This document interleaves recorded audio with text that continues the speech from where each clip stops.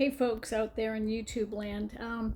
So, I guess I should apologize for the unfinished look of my videos. I have just started posting sort of how to videos on YouTube. I think I'm pretty good at explaining things. And maybe someday when I get famous on YouTube, my videos will be more polished and all that.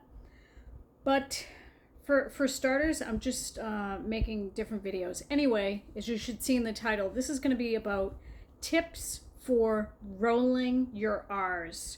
So this is for people who grew up speaking a language where people don't traditionally roll their R's.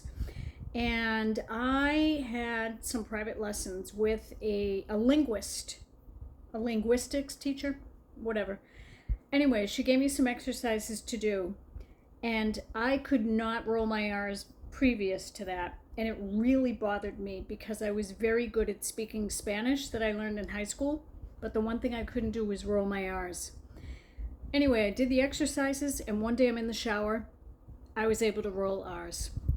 So let's get right to it. So she gave me some tongue exercises to do in the shower. So for people who want to speak Spanish and roll their R's, so one word would be correo, which I now can say as correo. But before I could roll my R's, all I could say was correo. Another example is perro, perro. But before I couldn't do that, and I would just say perro. So the tongue exercises to do. Pretend you're almost saying the letter D instead of the letter R. And so for native English speakers, the tip of your tongue goes right behind your front teeth, in the front roof of your mouth, right about here. So just practice in the shower or wherever. So put your tongue right in the front top roof. And just think about that motion.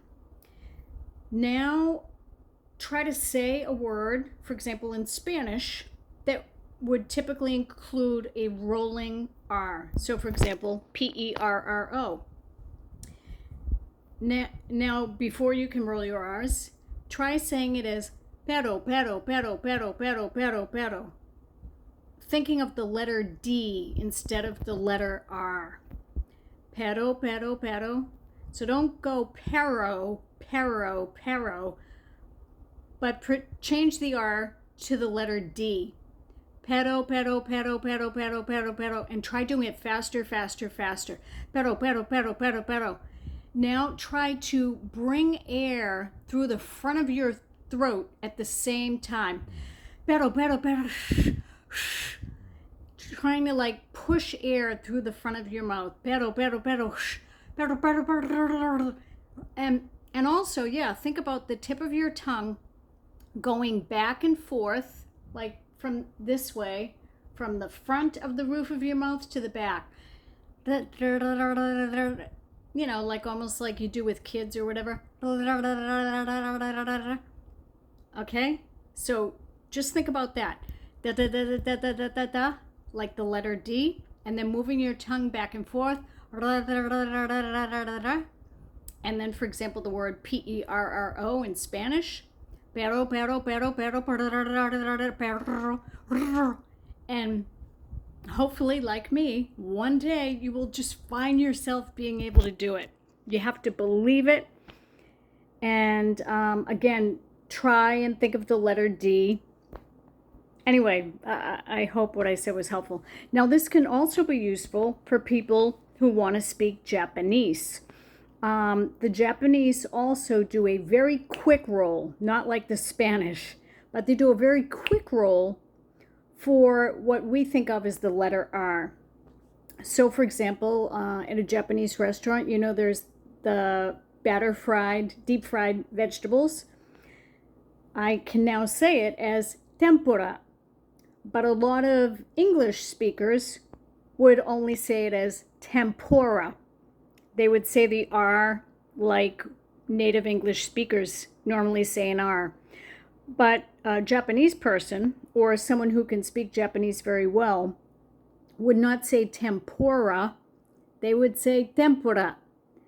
It's a very quick R, and particularly when it comes to Japanese versus Spanish, if you just change that letter R, as we would call it in English, to the letter D, you can almost perfectly imitate how a Japanese person would say it. So think of, again, the word tempura. Change that R to a letter D, and now say tempura, tempura.